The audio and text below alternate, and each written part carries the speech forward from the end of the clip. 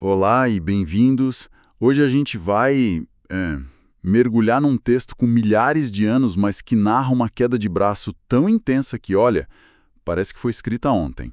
A gente está falando do capítulo 9 do livro de Êxodo, e para guiar nossa conversa, a gente está se baseando em notas e comentários de duas bíblias de estudo, a Holman e a NAA. Elas são ótimas porque, não trazem só a história, elas trazem o porquê das coisas, o contexto. Exato, nos ajudam a entender as nuances, né? Isso. E a nossa missão aqui é entender a escalada de poder em três atos. Três pragas que atingiram o Egito. Não é só contar o que aconteceu, mas desvendar como a narrativa constrói essa tensão toda. Esse conflito entre a teimosia de um líder e uma força que ele simplesmente não consegue controlar. No fundo, o que essa disputa revela? Então vamos desempacotar isso. A coisa começa com um golpe na economia, depois... Vira um ataque direto ao corpo. Exato. E termina com uma devastação da própria natureza. É uma escalada, assim, impressionante. Tudo começa com a quinta praga. A ordem divina para Moisés é bem direta. Sim. Vá ao faraó e diga que se ele não libertar o povo, uma pestilência gravíssima vai atingir os rebanhos egípcios no campo. Cavalos, jumentos, camelos, gado. Basicamente a base da economia e do poder militar da época, né? Com certeza. Mas o detalhe que me chama a atenção é a distinção. O texto faz questão de dizer que a mão do Senhor vai agir, mas não vai tocar em nada que pertença aos israelitas. Por que essa separação é tão importante nesse momento? Olha, essa é a chave de tudo. Uma das fontes, a Holman, aponta que esta é a primeira praga que faz uma distinção tão explícita, quase cirúrgica. Ah, interessante. Sim, porque nas pragas anteriores, tipo a das rãs ou dos piolhos, o sofrimento foi mais generalizado. Aqui, a mensagem é inequívoca. Isso não é um desastre natural aleatório, sabe? Não é uma doença que se espalhou por acaso. É uma ação deliberada. É uma ação deliberada, com o endereço certo. O poder em ação está mostrando que tem controle absoluto sobre quem é afetado e quem não é. É para não deixar margem para dúvida. E o faraó parece entender isso, porque ele não ignora, ele vai atrás da informação. Exatamente. E a narrativa é genial nesse ponto. O texto diz que o faraó mandou verificar.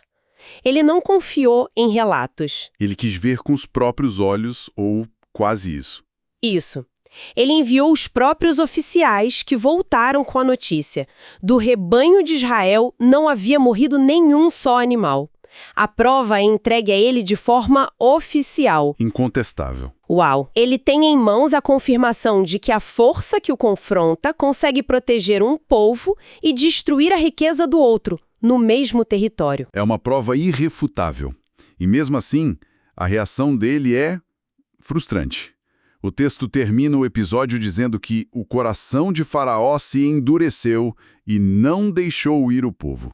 Impressionante, né? A teimosia dele parece ser mais forte que a lógica, que a própria evidência que ele mesmo buscou. É um padrão que se consolida ali. A evidência não é o suficiente para quebrar a resistência dele. Então a pressão precisa aumentar. E ela aumenta de uma forma bem mais íntima, eu diria. Mais pessoal. Um ataque à economia não funcionou. Então, a narrativa sobe a aposta e torna tudo mais físico. Aí vem a sexta praga, a das úlceras. A cena descrita é muito visual. Moisés e Arão pegam cinzas de um forno e Moisés joga para o alto, na frente do faraó. Sim, é um ato bem simbólico. E essa cinza vira um pó que causa tumores que se arrebentam em úlceras em todo o mundo. Pessoas, animais. Mas o detalhe que me parece crucial é o que acontece com os magos. Ah, sim, esse é um ponto de virada fundamental. As notas da NA destacam que esta é a primeira praga que ataca diretamente o corpo dos egípcios. Certo. E os magos, que até então eram a contraparte do faraó para Moisés, tentando imitar os sinais, ou pelo menos resistir... Eles são humilhados. Completamente. O texto diz que eles não puderam permanecer diante de Moisés por causa dos tumores. Quer dizer, eles não conseguem nem ficar de pé para trabalhar, muito menos para enfrentar Moisés. O que isso significa no jogo de poder da história? É muito mais do que só uma disputa de magia.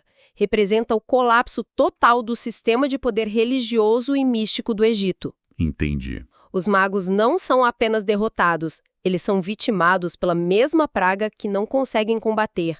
A fonte poder do faraó se revela impotente. Faz todo sentido. Se os especialistas não se protegem, que esperança o resto do povo teria? Nenhuma. É uma demonstração pública de que a força que Moisés representa está em outra categoria. E é nesse ponto que a linguagem sobre o coração do faraó também muda. Certo, parece um detalhe pequeno, mas... Com uma implicação gigantesca. Até este ponto, o texto geralmente dizia que o coração do faraó se endureceu, ou estava endurecido. Como se fosse uma ação dele mesmo. Exato, uma ação ou um estado dele.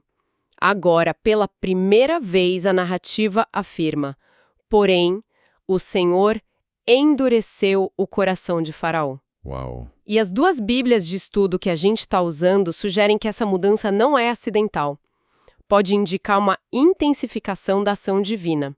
É como se a teimosia persistente dele chegasse a um ponto em que essa condição é selada. Então a responsabilidade inicial era dele, mas agora a coisa muda de patamar. Isso. A narrativa introduz uma camada de soberania divina que confirma e solidifica essa dureza. Ok, isso é denso. A teimosia dele atinge um ponto sem retorno, e a narrativa reflete isso. Então, se as úlceras foram um ataque pessoal, a sétima praga soa como um evento de extinção. Uma demonstração de força em escala total. A advertência que vem antes já dá o tom.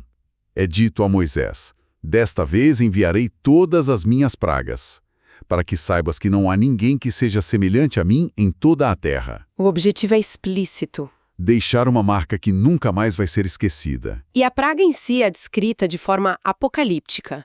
Uma chuva de pedras muito grave, mas não era só gelo. O texto diz que havia fogo misturado com a chuva de pedras. É um fenômeno contraditório, né? Sobrenatural. Totalmente. Para enfatizar o quão único foi, a narrativa afirma que nunca houve em todo o Egito desde o dia em que foi fundado. É quase uma hipérbole para dizer, isso está fora de qualquer escala natural. E pela primeira vez parece que tem um tipo de aviso prévio, com uma chance de se salvar. Nem todo mundo no Egito é tratado igual. Exato. E isso introduz um elemento fascinante: a responsabilidade individual. Ah, é verdade. A palavra de Deus é anunciada e os egípcios têm uma escolha. O texto diz que os oficiais do faraó que temeram a palavra do Senhor correram para abrigar seus servos e seu gado. E os que não deram bola? Os que não deram importância deixaram tudo e todos no campo para serem destruídos. A praga não só punha a nação, ela testa a fé ou, no mínimo, o bom senso de cada um. E a distinção geográfica continua, imagino. Com certeza. A narrativa martela nesse ponto. Enquanto o Egito era devastado, o texto é categórico. Somente na terra de Gósen, onde estavam os filhos de Israel, não havia chuva de pedras. A proteção seletiva de novo. É a assinatura do poder em ação, provando que não é um caos climático, mas um ato controlado, preciso e com propósito. O impacto foi devastador. Destruiu plantações, matou gente, animais. E a destruição é tão avassaladora que, finalmente, o faraó parece quebrar. Ele chama Moisés e Arão e faz uma confissão que soa como uma rendição total. É o que parece, né? Ele diz: desta vez pequei. O Senhor é justo, porém eu e o meu povo somos ímpios. Ele assume a culpa. Na superfície parece que sim. Ele admite estar errado, admite a justiça de Deus e pede para a tempestade parar. Parece o fim do conflito. Mas os comentários nas nossas fontes alertam para a gente ter um olhar mais crítico sobre essa confissão. não foi sincera. A análise do hebraico original sugere que a frase pode ser traduzida mais como "eu estou errado desta vez". Ou eu errei o alvo. É menos um arrependimento profundo e mais uma admissão de derrota tática. Ele não está dizendo me arrependo do que sou, mas sim ok, dessa vez vocês foram mais fortes e eu quero que a dor pare. É quase o equivalente antigo de dizer "foi mal" só para tirar alguém do pé. Ele não se arrepende do que fez, se arrepende das consequências. Essa é uma analogia perfeita. E o mais interessante é que Moisés parece saber disso. Ele não cai nessa. Ele não é enganado nem por um segundo. Ele concorda em orar, mas já joga um balde de água fria na rendição do faraó. Ele diz: "Mas, quanto a você e aos seus oficiais, eu sei que ainda não temem o Senhor Deus." Que tenso.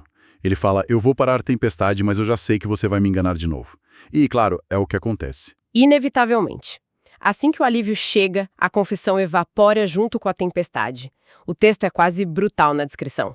Como ele diz, Quando o faraó viu que tudo tinha cessado, tornou a pecar e endureceu o coração, ele e os seus oficiais. O ciclo da teimosia se reinicia, talvez até mais forte. nossa, E as notas de estudo apontam que essa repetição, no final, o coração dele se endureceu, ele e seus servos agravaram o coração, é uma ênfase literária. É para mostrar a profundidade da rebelião.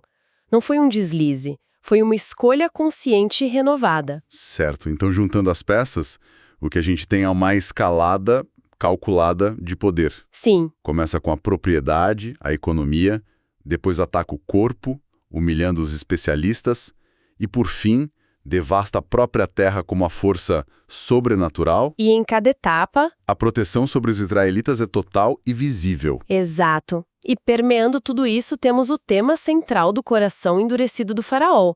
Um ciclo de pressão, confissão superficial e uma teimosia que sempre volta. Então, no final das contas, qual é a grande questão que essa narrativa deixa no ar para a gente pensar? Olha, a grande questão que esse capítulo nos força a encarar e que as fontes não respondem de forma simples é a interação complexa entre a escolha humana e a soberania divina.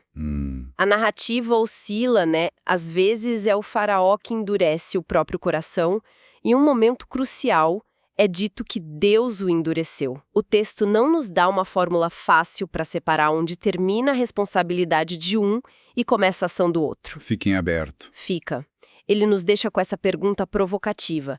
Em um conflito dessa magnitude, como a teimosia humana e o poder divino dançam juntos? A história não oferece uma resposta pronta, mas nos convida a refletir sobre a natureza da responsabilidade, da rebelião e do poder, que no final se mostra inescapável.